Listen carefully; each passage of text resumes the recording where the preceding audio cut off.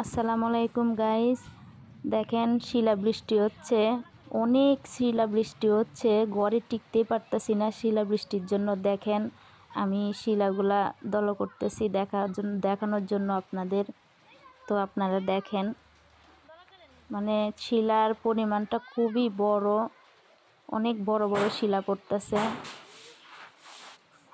দেখেন কত বড় শিলা, প্রচুর শিলাবৃষ্টি হচ্ছে আমাদের এই দিকে, জানি না অন্য অন্য জেলায় হচ্ছে কি না।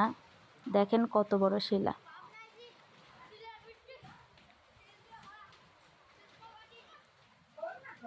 দেখেন গাইস, বাইরে অনেক বৃষ্টির থেকে শিলায় অনেক বেশি। দেখেন কত শিল, এই যে দেখেন কত শিল পড়ছে,